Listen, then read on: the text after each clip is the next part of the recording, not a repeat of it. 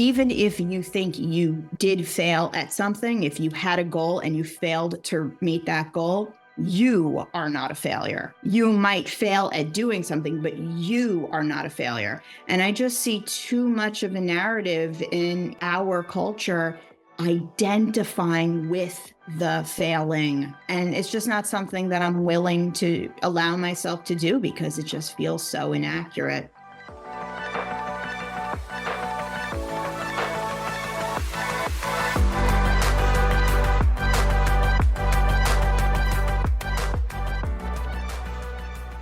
Hello and welcome to another episode of Brave UX. I'm Brendan Jarvis, managing founder of The Space in Between, the behavior-based UX research partner for enterprise leaders who need an independent perspective to align hearts and minds, and also the home of New Zealand's first and only world-class human-centered research and innovation lab.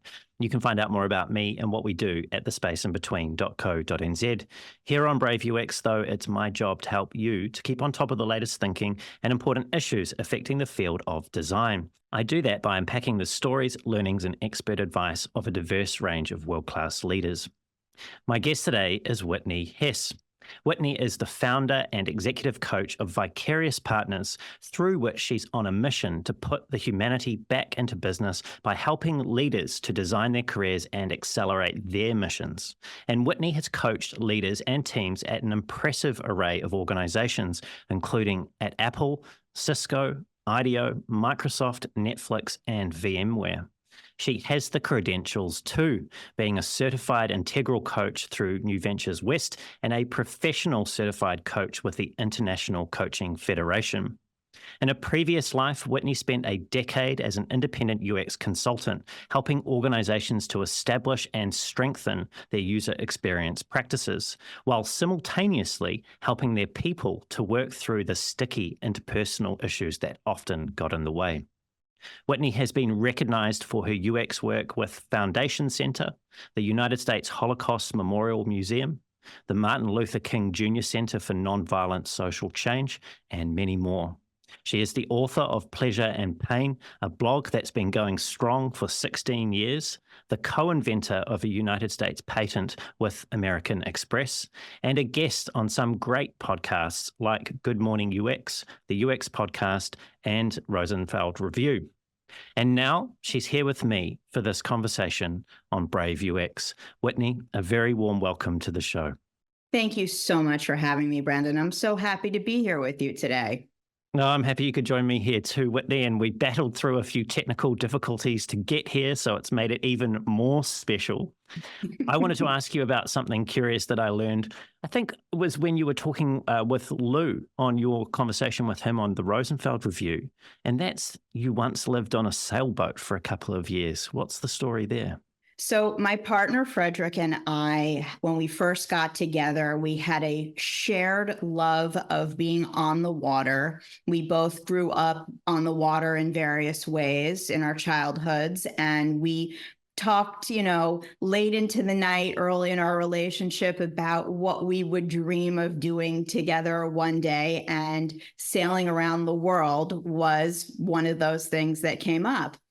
And not long into our relationship, we ended up moving to the Florida Keys, where we had a small speedboat, a 16-foot Carolina skiff, and a dock behind our house. And we would go out into the ocean at sunset, and we loved that life. And when we moved to San Diego a year later, we decided that we were going to find a way to live the boating life even more intensely and intently. And we ended up buying a sailboat, and we moved aboard, and we lived in a marina for about 2.5 years. The funny thing is, when you live on a boat, it's much harder to take that boat out sailing. So we actually did a lot less boating when we were living on a boat than when we weren't living on a boat.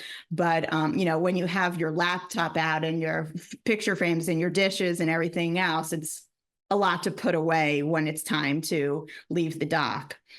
I was wondering how close, if at all, it was to the song "I'm on a Boat" by The Lonely Island, and it sounds like it wasn't too close to that.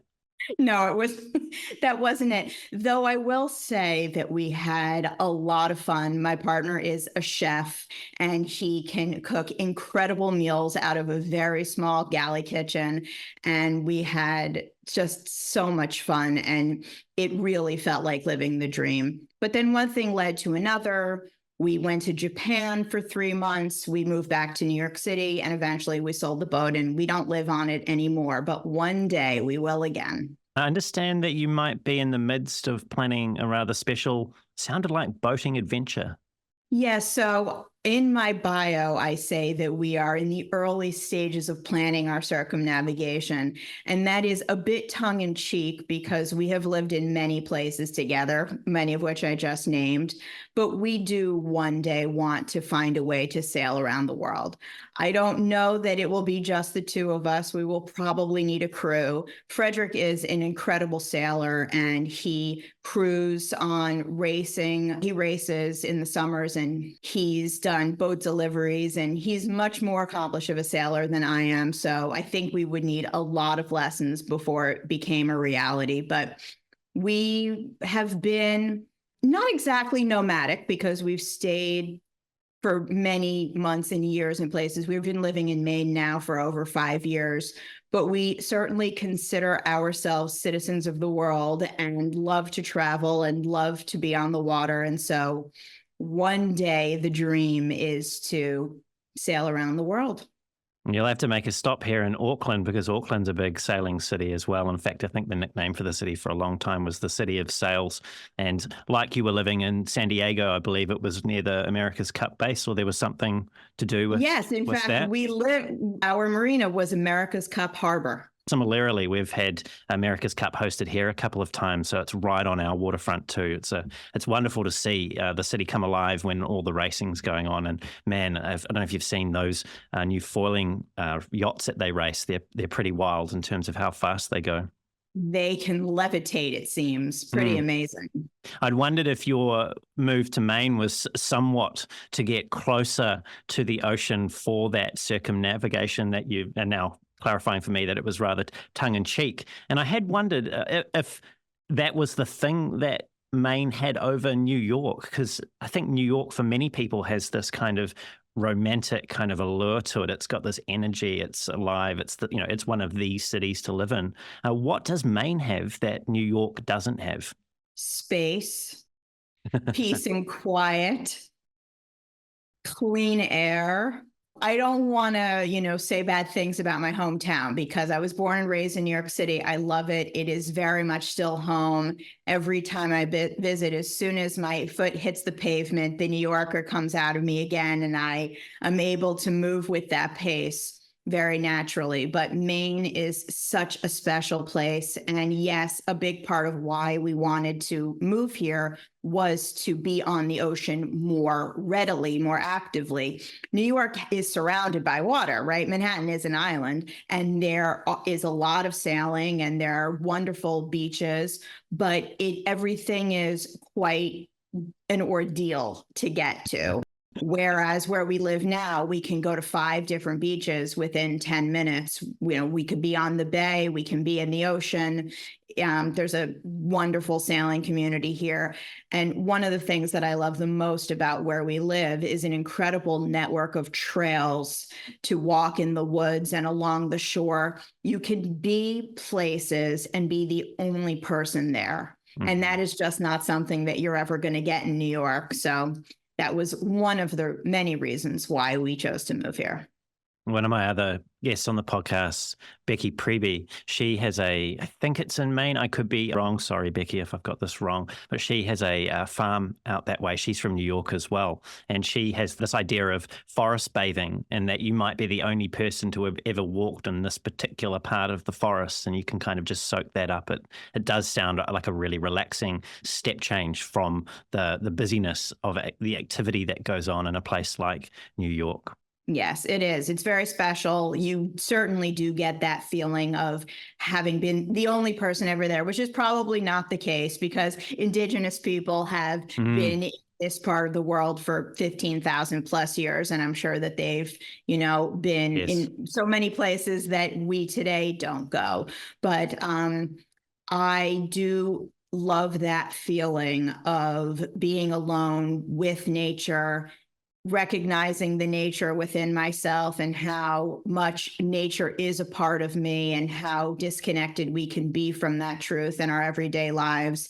And being here in Maine and having the opportunity to step right out and have access to it. I hear friends in the Pacific Northwest or in the Bay Area say similar things about they love the access to the activities that are meaningful to them, and being out in the outdoors is a common part of life there. But they really have to get in a car and drive someplace to get to that. Here, we walk outside our front door and we're in it. Nature preserves, trails, coastline right behind where we live. And it's pretty remarkable to have that access. It does sound remarkable. And speaking of something remarkable, I heard you say something remarkable in your conversation with Brett and Greg on the Sprints and Milestone podcast. And it was quite early on in your conversation with them. And I just want to quote you now. What you said was, I don't hold any of my life experiences as failures. Not to say I haven't failed at things. I have failed at many, many things, and I've made many, many mistakes, but I don't hold them that way. I don't really have failure in my vocabulary. How did you manage to omit the dreaded F word from your vocabulary? It's interesting because I stand by that statement. I've always felt that way. It is really not something that I had to unlearn. I have, of course, heard many people my whole life talk about failure in that way. It's just never resonated for me. Firstly, I feel very strongly, and it feels connected to nature, in that when I'm in the woods or when I am on the beach staring out at the horizon line or looking up at the night sky, it's very easy to remember that I am a speck of dust in the universe, that I am as close to insignificant as possible while still having some significance because I exist. And that perspective has always been incredibly important for me to maintain. And so it's easy to say failure isn't real, because to presume that I have total control over every outcome in this lifetime, and that if I just did things the right way, that I could make what I want happen. It's just not accurate in my worldview. There's so much else that's conspiring.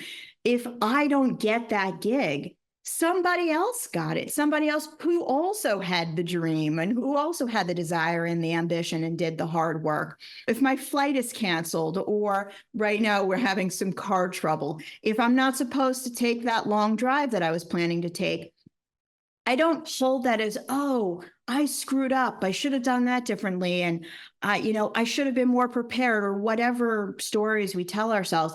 I look at the situation and I instead ask myself, what do I have to learn from this? What blessings might there be embedded in this thing not happening for me or not going the way that I thought it should go? I just don't consider it my responsibility to design every aspect of my life. I prefer it being a mystery. I prefer being in acceptance of what comes. And so while I get disappointed, of course, and I screw things up all the time, I'm sure I'm a human being, I don't hold it with such an attachment that identify with it not going the way that I had hoped. I think that that's what's a little tricky about the narratives around failure. And I was actually just recently with a group of students. I work very closely with Pace University's Seidenberg School of Computer Science and Information Systems. And I was with a group a few weeks ago in one of their classrooms, and the topic of failure came up. And the thing that I said to the students was, even if you think you did fail at something, if you had a goal and you failed to meet that goal, you are not a failure. you might fail at doing something, but you are not a failure. And I just see too much of a narrative in our culture identifying with the failing. And it's just not something that I'm willing to allow myself to do because it just feels so inaccurate. I get the sense that for many of us, myself included, for a long time, and I still do this to this day, we overinflate our own sense of what we control in life, and we lend ourselves to being more brittle than we otherwise would if we adopted a position or a posture like you've just articulated there, around accepting whatever comes your way and trying to work with it. It sounds like a much lighter way of existing in the world. Not to say that you don't take what you're doing professionally and seriously and you have goals and objectives, but that you have what it sounds like a really healthy understanding of what's up to you and what's not up to you. You mentioned that this mindset, this approach that you take towards failure is something that you have almost always held, if not always held. Is this something that you saw modeled in someone else while you were growing up? Is there some sort of connection to someone else or some event that sparked this way of thinking and being in you?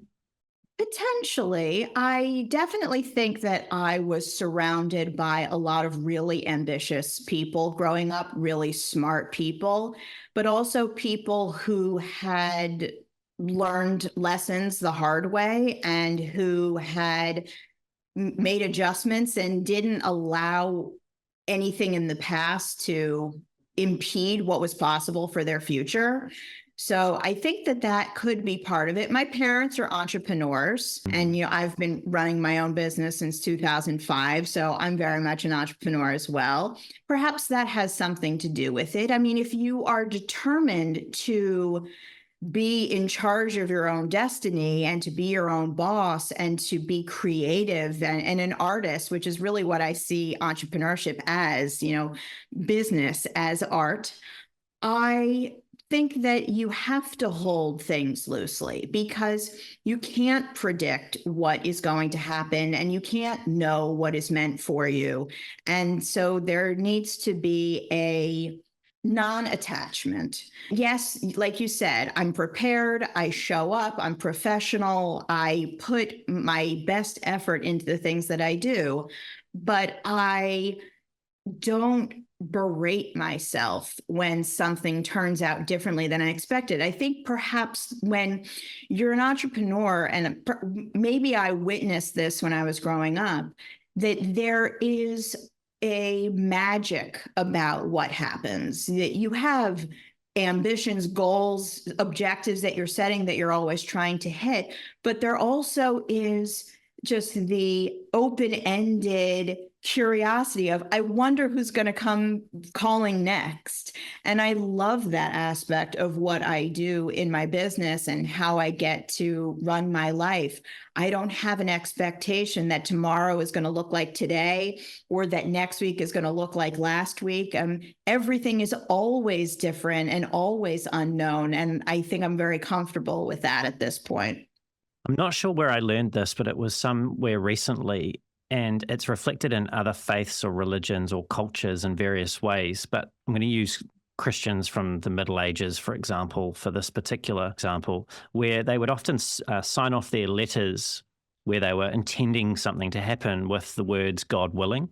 And it's this acknowledgement, whether or not you believe in God's another matter, but it's this acknowledgement that not everything, even given our best efforts, not everything is within our control to influence the outcome. There are things that can happen, like a business can fail because of timing or whatever it is, a natural disaster. Right. This acknowledgement, right?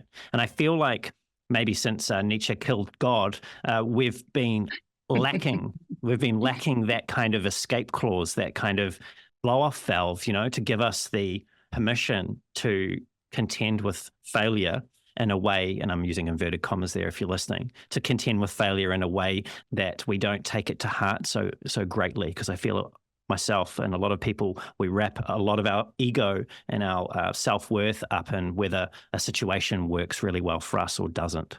Yeah, I appreciate you mentioning ego and wrapping up self-worth in the outcomes. I think a big place where I had an opportunity to work on that was when I was training to become a coach.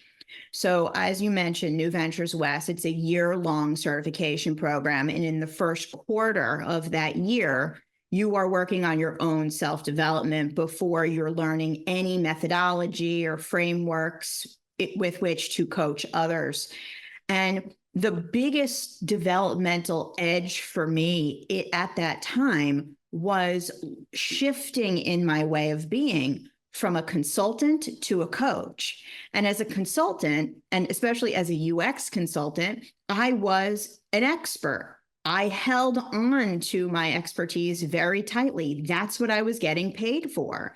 And as a coach, it's not at all about my expertise. In fact, it's not about me at all. And that has been so freeing. And I think that in the past decade now that I've been practicing coaching full time, which it blows my mind that it's been that long. I think that that's a big part of how I'm able to articulate this relationship that I have with failure now. Because let's say, for instance, that I were to have an initial consult with a prospective client and I decide, you know how this is going to work out? They're going to go do this and then they're going to do that. And I've seen this all before. I know the pattern. And then I determined for myself that that's the outcome that I want to see. And then in 6 months of working with them, everything I'm doing and saying is in an effort to try to create that new reality for them. And then their life takes them in a totally different direction. And by the way, they know what's best for them. And then what? How do I'm somehow a failure in the relationship? I mean, it just wouldn't make sense. There needs to be a total non-attachment to outcomes in my work now as a coach. I am not the expert at another person's life. I'm not an expert at their career or how they should be designing their career or what mission they should be on or who they should be working with. I have ideas, opinions, resources, insights from having done this work across so many different organizations now for so many years. But it's all a mystery to us. And so I do have a coaching program that I craft in the beginning of an engagement that spells out what the intended outcomes are and what the shift is that we're trying to make. But oftentimes, something completely different unfolds. A person who comes to me and says, I absolutely must get out of this company. I need to find a new job tomorrow, may end up finding a way to work in a much more loving, caring, self-loving way, in a new way, with a new way of being within their existing environment. Other times people say, oh, I'm not looking to leave here. I love it. I would love to be here for the next 5 years. And then in the first couple sessions, we discover it's completely toxic and they need to run. So, I mean, it's everything is evolving. Life is evolving. And so this notion that I should be able to predict the future, right? That's what's saying, oh, I failed, is essentially an equivalency of I should have been able to predict the future and I predicted it wrong, therefore I'm wrong. And so not having my ego and wrapped up and my identity wrapped up in outcomes has just been so liberating, that I get to be here in this moment with you and just watch what's going to happen and be entertained and curious and amazed at how life works out. I wonder about that. So not having any expectations or assumptions about clients makes a lot of sense when you're in that coaching relationship with them. I totally connect with that and understand what you're saying. I was wondering, though, if there's ever been a situation where a client has said something, told a story, or you've been reflecting on a session afterwards where something's happened and it's made you reconsider your personal assumptions and your personal expectations. So not the ones you hold for them or that you're trying not to hold for them, but things that are deeply connected to yourself and who you are. 100%. In fact, I say all of the time that I get as much, if not more, out of the coaching engagements than my clients do. It is an odd thing because on the one hand, the relationship is, we try to make it a real power with paradigm. We are equals, we are peers, we are partners on this journey together. And yet there is a power differential in that they're the one paying for service. I'm the one providing the service. And so it sometimes can be seen as if I know something they don't know, or I have something they need. And in actuality, the exact opposite happens in almost every single engagement.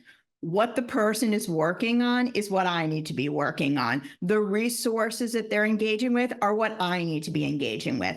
I consider it to be such a privilege to be in a position to encourage them along their journey, because it really requires me. It's a job requirement, number one job requirement, to be doing that work myself. And it's always a mirror in some way. Now, we may have, our own circumstances, our own life experiences. Of course, there's always differences between us, but there's 9 out of 10 times a moment in the coaching engagement where something happens and I think, this is why I have this client. This is what it's here to teach me about me. This is the work that I need to be doing. This is what I needed to remember about myself, about life, about work, about my place in the universe. It's a constant experience of remembering and relearning and reconnecting with myself that I feel so privileged and honored to be able to get to do as my work, how I make my living. There's some kind of cognitive dissonance there in that I get so much out of it personally that it's like, this feels like it should be more about you. But hopefully my clients would say that I make it very much about them. But in my own self-reflection, I really very, very often see how much it applies. And quite frankly, reminds me time and time again of how universal the experience of being alive really is, despite cultural differences, despite geographic differences, gender, religion, age, you name it. We have such a universal human experience, and I feel grateful to be able to tap into that and remember that every day. I imagine being a coach is somewhat similar to being a researcher in the sense that you're dealing with people in their sort of universal human experiences and how they think and feel about what it is that they're going through in any given moment. And like a researcher, my projection is at least, you kind of have to be keyed in to what someone is saying to you in that moment, or you might miss something that's critical, some sort of mirror that you might be able to hold up for them in that particular moment. How do you make sure that you are stepping into those sessions with your best self, that you're walking through that door, virtual or otherwise, with your best self together and ready to listen and ready to go? I love that you're recognizing the importance of that. And I will say, I sometimes hear people say things to me like, oh, when you left UX, and I do not see it that way, because so many of the skills that I was utilizing and honing as a UX practitioner are the exact same skills that I'm utilizing now. And I appreciate you noticing that. And I will say, even before I was in user experience, I was a professional writing major in undergrad, and I was doing journalism. I was writing for the local alternative news weekly, the Pittsburgh City paper, and I was interviewing artists, and I worked on the staff and faculty newspaper at my university at Carnegie Mellon, and I was telling stories of what they were going through. And then those skills I was utilizing when I was conducting user research. So now as a coach, it's different in that when I was conducting research, The thing that I really had to be tuned into was what the customer's need were with regards to the product or technology that I was hired to be working on. Of course, there was a need to have a much broader understanding of their humanity, which we were then bringing back into the company to make sure that they understood and appreciated. But when it came to really understanding the issues that they were facing, it was with the intent of solving a problem with regards to their interaction with the company. As a coach, it's different in that I don't have any agenda. The only agenda that I have with my clients is to love them and to trust them and to help them to love and trust themselves. So the listening that I'm doing is not to answer a specific question that I'm holding that then permits me to move forward with my work in the way that I need. It's really about being present to the totality of the person that is arriving in that moment. And how I was trained to do that, and what I have found in the last decade and how I continue to do that, is doing the work on myself. So if I'm not feeling well, if I am replaying an argument that I had with someone, if I'm stressed out about something that's about to happen, or if I'm under-resourced in any way, my full faculties are not available to receive my client in every way. And I'm using all of my senses when I'm with my clients. And I will say, all of my client sessions are over the phone.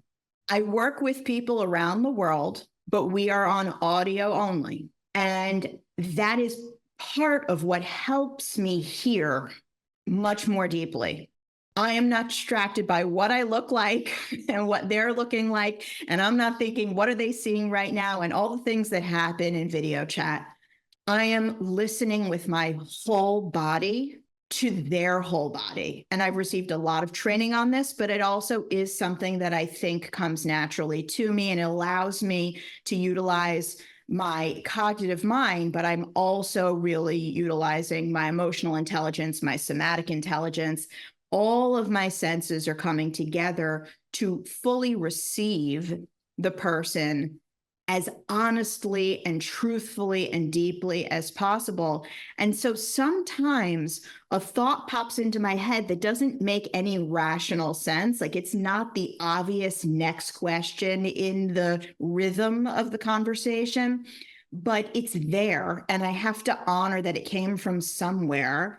And it's almost always in that moment when I say, why am I wondering X, Y, Z? That they say, oh, and drop into a deeper truth and a deeper awareness about something that they maybe were talking around, kind of circling the drain around, but they weren't really getting to the heart of the matter, because we have all built up these, habits that keep us from looking at the things that are most painful, most profound, keeping us safe from deeper levels of success sometimes. And that's when things really open up and we start to see things in a totally new dimension.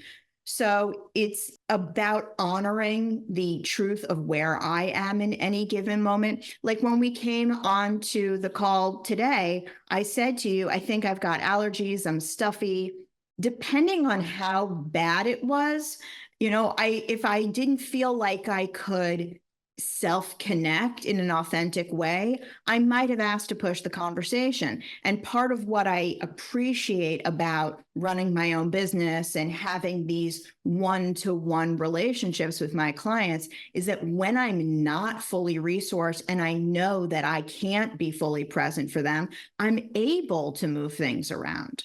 So it's really about, again, number one job requirement, doing the work on myself to ensure that I am at my best so that I can show up and fully hear everything, not just that's being said, but also the things that aren't being said and the things that I'm hearing in kind of an alternative or deeper sense. They're sometimes referred to as the clairs, clairvoyance, clairsentience, really tuning into something else is present here that I'm feeling, and I don't know what it is, but I suspect you might. Let's take a look at that. And it's interesting work.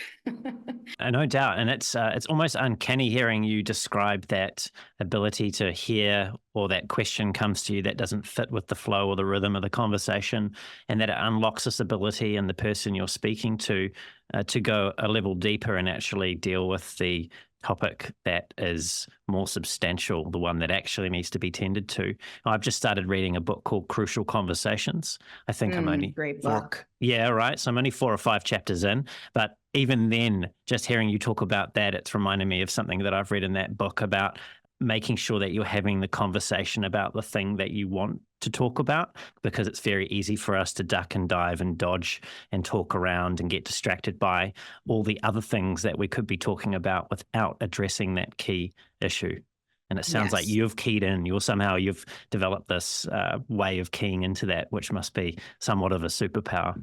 Thank you. I don't understand it completely, and I am very grateful that it seems to exist. I seem to have access to it. I don't necessarily see it as being something that is a part of me or is me. It's more so I'm able to tap into the interconnectivity of all of us. Like somehow I'm able to plug into the network of which we are all a part of, and the energy flows through that and the information comes to me. And like I said, when I'm under-resourced, I find that I can't fully plug myself in. And so you're not getting all of my energy and all of my capacity in those moments. And then it's not, entirely fair to move forward. We have to take a pause or reschedule or whatnot. But part of ensuring that I'm showing up resourced is doing things like eating right, getting enough sleep at night, moving my body, breathing fresh air, being outside as much as possible, having loving, connecting time with my partner, having that time with friends and family, like honoring the whole of who I am as a person so that I feel good about myself and love myself as I'm arriving at those moments with my clients. Because what position am I in to help them love themselves more deeply if I'm not loving myself, right? I mean, it's a tricky thing to do. And I imagine that there were probably aspects of that were arising when I was conducting user research. I think that it's very easy to fall in the trap of, here's the script, here is the widget that I know that I'm supposed to be designing or reporting on. And so let's make the conversation about that. And I remember one time I was working on this project for a startup that sadly no longer exists, but they were a carbon footprint calculator. And I was conducting user interviews, and one of the people that I was interviewing was a new mom, and she was talking about how she wants to leave the planet a better place for her children, and yet she's so busy with everything that she's now doing as a mom that she's not really able to do a lot of typing as much. She's doing more scrolling one-handed, and she checks Facebook while she's breastfeeding. And had I been just following the script and not really curious about the person that was in front of me and present with that person, I don't think we would have ever come to that realization. But then I was able to take that insight back to the client and say, I think that this might need to be more flexibility here, that it can be a consuming experience and not just an inputting experience, because there are going to be people who are doing this while they're doing many other things. And this is early mobile days. And had I been following the script, I probably don't think we would have ever gotten to her talking about her breastfeeding. So I think that there must have been this curiosity about people and passion about people and wanting to be empathetic and connected with people in front of me that has always been present in my life, even before. I suppose it's probably what led me to coaching rather than it being a skill that I've built since I've been in coaching. I don't know. It's this idea, it sounds like, of prepare. So do the script. I don't know if you could tell, Whitney, but I like to do my preparation. Yes, I But love that. give yourself the permission, the self-trust to put that in the drawer and then go with your instinct and with what you're hearing and trust yourself to process and direct a conversation in real time, which I think perhaps comes with experience. It's certainly not the way I felt about even these conversations on the podcast for many episodes, but it's something that I think if you can allow yourself to do, you can, as you've described there, you can start finding things that are just gold and you otherwise wouldn't discover if you're too rigidly sticking to a plan. Yeah, absolutely. I want to come back to something that you said a little earlier on, which was to do with being plugged into the network, very Matrix-esque here. And Yeah. yeah, right. So I understand that because of where you came from professionally in UX before you started coaching, that many of your clients over the years have come from our field and that you still feel, from what you've said today, even quite deeply connected to the field of UX and design. As you know, things have been changing in our field. They always are. Let's not mischaracterize things, but they've been changing perhaps in many people's perspectives for the worse in the present moment. It certainly feels like that for many people around. And I was wondering what the big issues were, or the themes that you've seen emerging, the challenges. I mean, there are probably some obvious ones in terms of the job market, but what have you been hearing from clients over the past 12 months? Well, firstly, I will say that UX does not exist in a vacuum. We are a part of the wide, wide world, and the world is in a polycrisis right now. So that UX is also experiencing challenges is to be expected because we are all collectively going through something. It's been over 4 years since the start of COVID, which is mind-boggling to think 4 years have passed. And for many, lives have changed dramatically, and work has changed dramatically, and it's never going back to the way that it was. So we are very much still catching up and adapting to a new normal that isn't really even a new normal because there is no norm anymore. The norms have not yet settled if they ever will again.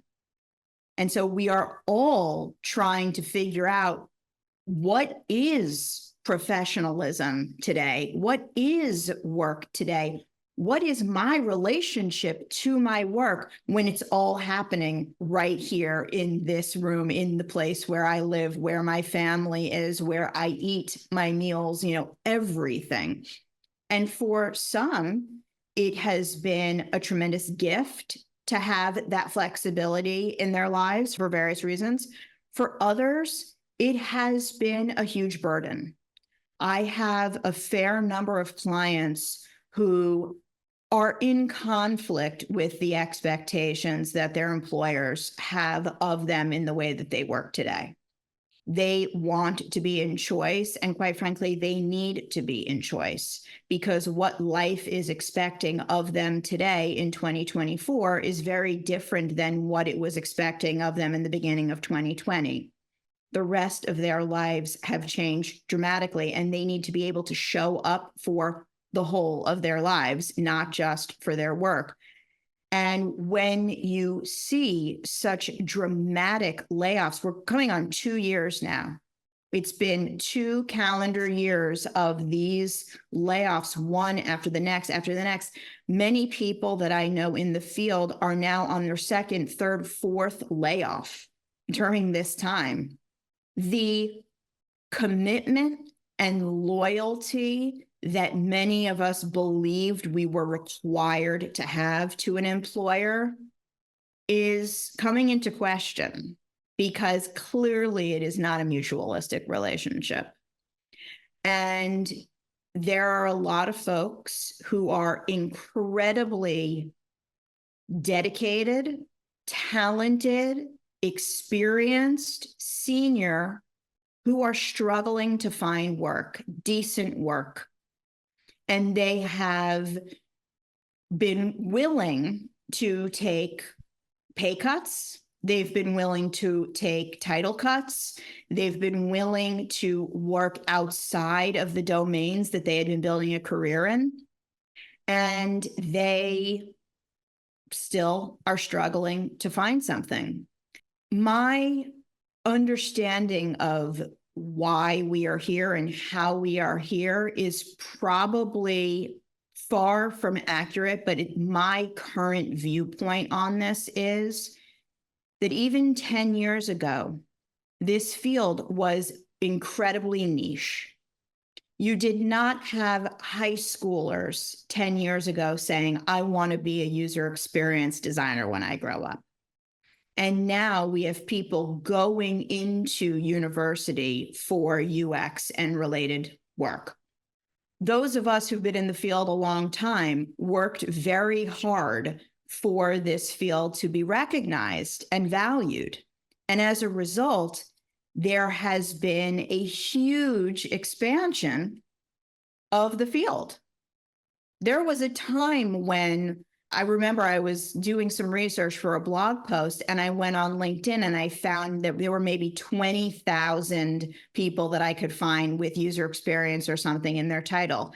There's got to be at least, 500,000 people with UX in their title now. I don't know that number, but it's got to be at least that many. There's boot camps and formal educational programs and certifications, and there's just been a proliferation of ways that people are training to become UX practitioners, which barely existed when I was entering the field. I had a master's in human computer interaction, and at the time that was very rare. My program that I graduated from was 10 years old at the time. So the market is oversaturated. There are a lot more people here with the skills to do the work. And then we have AI. I cannot claim to understand the depths of how AI is changing this field, but I am certain that companies are choosing to invest in AI over research because they have a narrative that AI is going to save them money. That's never been our narrative. We have not embraced the business case for what we do so widely. We have been very moralistic about what we do. We do it because it's the right thing, because empathy is the right thing, because human-centered design is the right thing.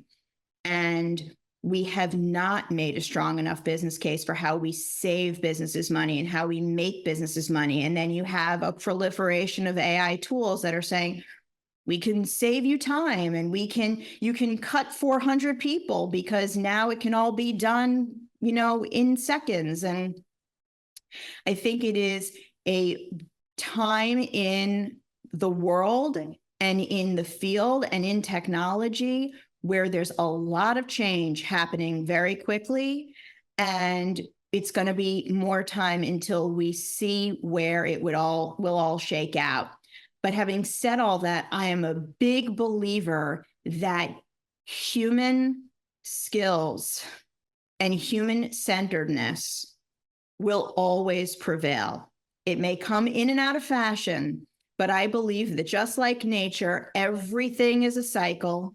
We are in a cycle now where we're in the downturn, but I do believe that once there is more maturity of these AI tools and practices, and where there's more regulation and, sort of an evening of how this is utilized, there will be a return to, okay, we have really underinvested in understanding the needs of our customers, and computing alone is not going to be able to offer us that.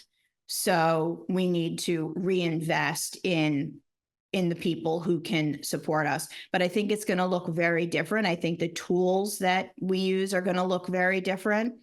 And the people that I see thriving right now in their careers and getting hired are embracing that change rather than railing against that change. I see a lot of people who I love on LinkedIn every day writing diatribes about how disappointed they are. And I just don't see that as being an effective way forward. We have to accept that we are where we are and band together and do something positive to empower one another to move forward in ways that are meaningful to us.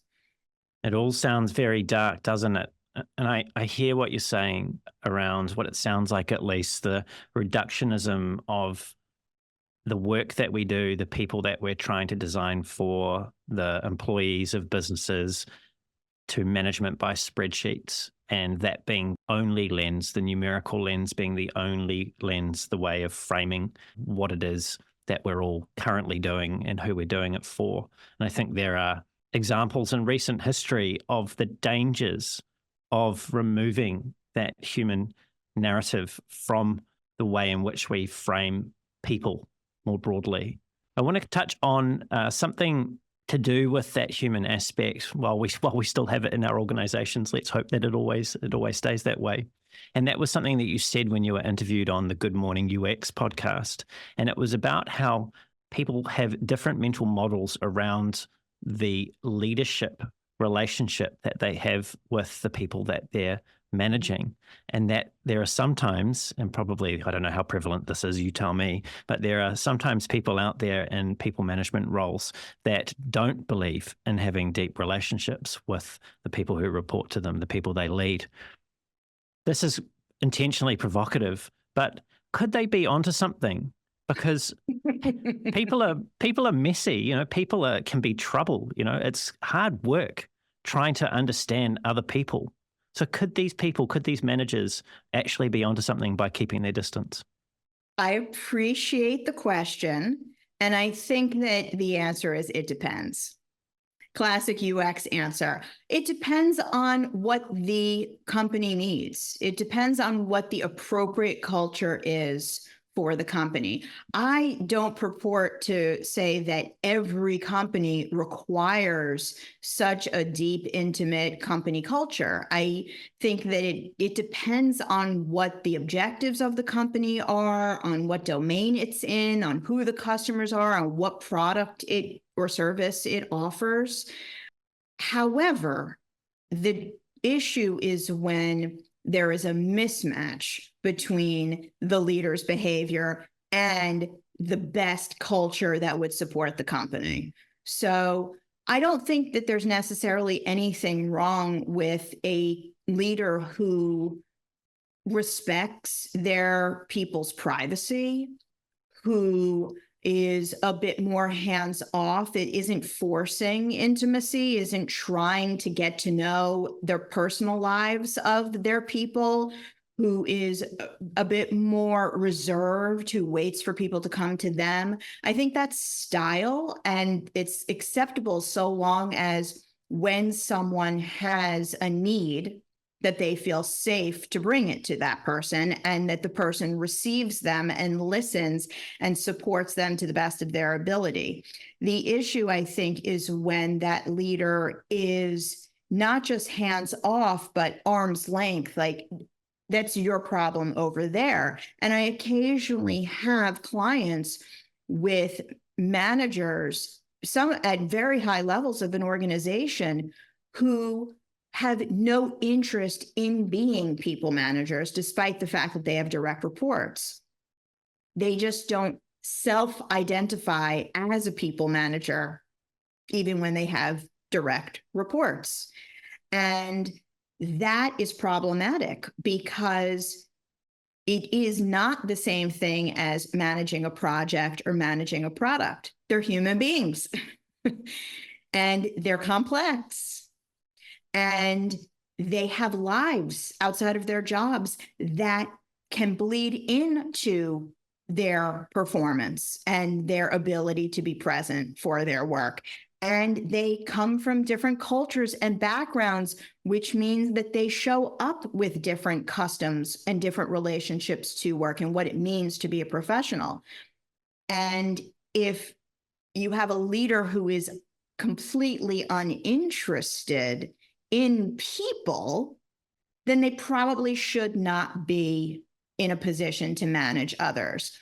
There are many companies out there that have, career matrices that allow folks to rise in seniority without ever becoming managers, without ever having direct reports. And I think that's a very healthy thing, because people do need to have an opportunity to grow and, another title to attain and a way to be recognized for their contributions and achievements within the company, and really incentive to stay with the company long term without ultimately being promoted into a position of managing people. I just wanted to say, it seems like when it comes to that practitioner track versus the manager track, that perhaps when it comes to design practitioners who are more on the visual end of our field, more visual craft end of our field, that there is a shelf life there for them, or at least there's not the same opportunity. And there's this is an assumption, so challenge me on this if you need to. There's this draw towards the management track in order to further career aspirations, to earn more money, to be seen to be of more value to the organization, and to avoid falling off that what can be quite a steep cliff in terms of relevancy when it comes to the practice of design craft, the visual side of it. What risks, if any, do you see to practitioners, or have you experienced through the practitioners you've been coaching, of them not pursuing the management track as they age? I think it's quite the opposite. I see a risk with people pursuing the management track when people are not their passion. And in fact, quite a few people come to me with the intent of moving away from managing people. They've been promoted into that role because it was the next available role for them, and because they were exceptional at their craft. The irony of someone's exceptional at what they do, so promote them out of actually doing that work and now doing something that they have not only no experience doing, but no interest doing. I see much more of a threat to people's careers when they move away from what they are passionate about and what their gifts are. And I have quite a few number of clients where the engagement is around helping them to reconnect with their love of the craft and reconnect with themselves as the craft person. The caveat being, they have to be in the right environment where that is understood, appreciated, and valued. So only when they are determined to remain within a company and they are avoiding being promoted into a manager role, do we then talk about, okay, well, is this about fear? And how can we help you to overcome those fears? And perhaps it's that they have not had role models of the kind of leader that they would want to be. Or maybe they believe that there's only one way to be a leader. So the coaching engagement becomes about showing them the whole array of possibilities of the kind of leader that they can be, and developing their own style in a way that feels authentic and good for them, so that they can be in integrity in that role. But otherwise, it is really more often than not about acknowledging that the environment that they're in is not a place where they can continue to grow in a way that's meaningful for them. And it's unfortunate but true that there are fewer companies out there where craftspeople can grow without taking on manager responsibilities for the entirety of their career. But that's when I see people start their own practices, or, move into a collective or take on work in a different format than being within the confines of an organization that's dictating the work that they do. This is one of those random thoughts that I think you were touching on earlier, but it's making me recall when you were talking about how work has fundamentally changed since COVID, and it's not going back the way that it was, and that people have realized, this is maybe me where I'm following this thread along here on my own here, but people have realized that more and different ways of working are possible. And I couldn't help but thinking it sounded like then, and for some reason what you were saying there triggered this thought now, that it's like we've almost realized that we've all been operating in Stockholm syndrome, and that Yeah. and that we've all kind of woken up and walked out of the prison and realized what actually was going on, and now we don't want to go back into our cells. It also struck me from what you've been saying, this whole conversation, and obviously getting a feel for you as a person. This is the first time that we've spoken, right? Like, many people don't understand that I don't often speak to my guests before we jump on and record these shows. So getting this real sense of care, this sort of deep sense of care and empathy for you, and given the line of work that you've chosen, I mean, how could you be callous in this kind of line of work where you're dealing with people and their careers? And this is why I wanted to bring up something else that you've said, and not to suggest that this is not in the not caring part, but I was curious about this quote, and here we go. You've said, "A long time ago, I made a commitment to myself that I am not in the business of saving a company or a person that does not want to save itself. Some companies," here we go, people, this is it, "deserve to die, and some leaders maybe shouldn't be leaders," which of course that follows on from what we were talking about previously. What caused you? That's quite strong language. That's quite evocative, right? What caused you to make that commitment to yourself? I love that you pulled that out. And I am a New Yorker, so I do have a tendency for strong language. And it's very rare that people don't know the point that I'm trying to make because I'm rather direct. I don't think that just because a company was conceived of and a bunch of people got together and they raised some money and they made some money, that it deserves to exist forever. Just like every idea that someone has doesn't need to be executed on, and everything we can do with technology doesn't mean that we should. Just like what you were saying around AI, AI needs to be done responsibly and ethically, and there are some things that we shouldn't be able to do. I don't think that individuals should be able to buy automatic rifles. I mean, just because a technology exists doesn't mean it's something that we should use.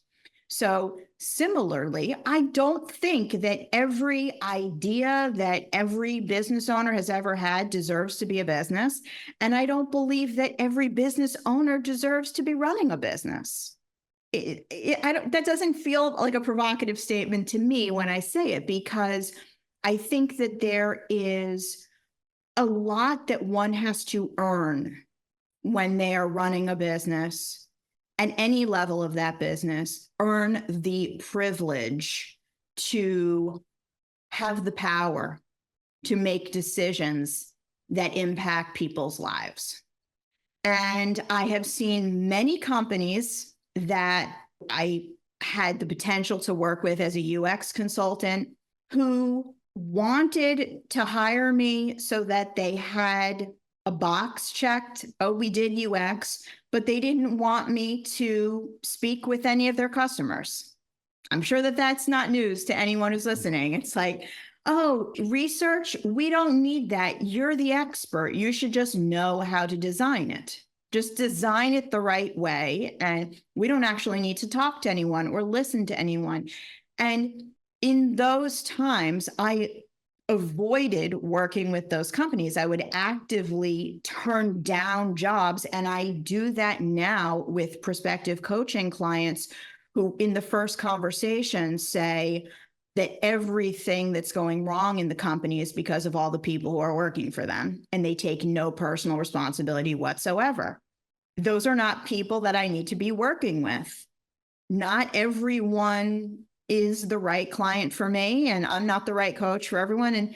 And not everyone should be a leader, and not everyone should run a company, and not every company should exist. If it's doing more harm in the world than good, it shouldn't exist. That doesn't feel provocative to me. I believe that what we do as human beings collectively is to try to make the world better every day, to evolve, to create more love, to create more harmony. If people are actively working against that, they should not be in a position where they are enabled to cause harm. There I was thinking that it was all about extracting as much value out of it as I could for me. Well, this might be provocative potentially for the people that have done this before, but I laughed when I heard you talk about remedial coaching, where Yes. you'll sometimes get referred someone, like almost sent Yes. to the headmaster's office kind of thing, right? Like you've got to go see the principal, you've been a naughty employee, you need some coaching. And you flipped this and you said that almost 100%, if not 100% of the time, it's the person who referred the Yes. coachee that actually needs the coaching. Tell me about that. So a lot of people who have not had experiences with coaching firsthand may have only heard of coaching in a remedial context because, 30 years ago, when the field was still very new, that was often how it was being used. So someone is on a performance improvement plan, therefore they need a coach. Firstly, I do not work with anyone who is not actively choosing to work with me. Okay. It's just not possible to be successful. And oftentimes, the performance issues, and I'm putting quotes around that someone might be portraying are the result of it being a bad fit. They don't have a positive relationship with their manager. They're not in the right role. It's a poor fit with the company culture. There's something going on in the company that's causing them stress, or there's something going on in the rest of their lives. So it's usually things that we can't even address in a coaching engagement unless they leave. So I'm not, just as when I said that statement that you just quoted before around that I'm not in the business of saving companies, that was because I realized when I was running my own business early on that I needed to take on jobs where I at least had the potential to be successful. Let me be the one that screws it up rather than there was no chance in the first place. What would be the point of that? I'm wasting their time. I'm wasting my time. I would much rather put my energy into something where there is the possibility of a positive outcome for everyone involved. So there is a sort of assessment that I need to do when someone other than the person who would be receiving the coaching is reaching out to me about a prospective coaching engagement. Now, I work with lots of organizational clients where I have one contract with the organization and I'm coaching several leaders simultaneously, one-on-one, and then we're also doing team coaching together. And in all of those cases, I make clear to the sponsor, meaning the person who brought me in, that there's two rules of engagement here. One, you and I are also doing coaching together because there is no world in which I can coach your team and not you, and for it to be a positive benefit on the team. It just doesn't work that way. I have to understand all sides of what's happening. So that's rule number one. And rule number two is people have to opt in to work with me. Rule three is, and you, sponsor, are not going to know about anything that I'm talking about with anyone at any point. There's no documentation, there's no report, there's nothing that gets sent to someone's employer file or anything like that. But those cookies. first two rules are essential because otherwise it presumes that there is a problem or skill building that development that needs to occur with people other than the sponsor, which doesn't make sense. And then simultaneously, if I am being assigned as a coach to someone, it may very well be that we are not a fit. And it wouldn't make any sense for me to take on an organizational coaching engagement where I'm requiring someone to work with me, where in the first couple interactions, I can see that we're not right for each other. I have a little thing framed on my wall that says, I'm not for everyone, because I have to remind myself sometimes that, I have a big personality, I have a particular style, I have particular training in the way that I operate as a coach. That doesn't mean that I can support everyone on planet Earth. There are some coaches who are just better fits for some people. So it needs to be a double opt-in relationship where we are coming to it saying, you are who I want to be working with on both sides. And only then can it be successful. I too early on in my time as a coach, I discovered that from bad experiences. I'm very lucky that I don't often need to learn the same lesson twice. I'm very good about that. Once I learn a lesson, I change my behavior. And so I have kind of some systems in place that ensure that I'm getting that clarity before I make the commitment. But one sort of caveat, I guess, is the word for that, is when I do what I call sponsored employer coaching, which is when I'm not working with the whole team, but the employer of my client is paying. And I have, several examples of those. One that's starting right now where the individual who I'm going to be coaching came to me to work together. I spoke with their manager and I spoke with the head of HR at the company. I'm not going to have coaching relationships with that manager and that head of HR because they are not hiring me to coach the team. They are essentially reimbursing my client for a coaching engagement that's entirely for them. So that's the only case in which I'm not requiring that I'm coaching everyone involved. But if there were 2, 3, 4, 10 people that I was coaching within that company, the head of that team would also be a client. There's just no other way around it. People have to opt in. It sounds like what you're saying is no coach spam. Yes, in fact, I'm realizing that I've been listing off the number one rules about all of these things, but the number one rule that I heard when I first started coaching is that you cannot coach people without permission. So like friends and whatnot that you're just having casual conversations with and they're sharing things about their lives, you can't just start coaching them without them saying, hey, so can you put your coaching hat on? Yes, no, you cannot coach spam people. You can't require that people work with you because it's supposed to be for them.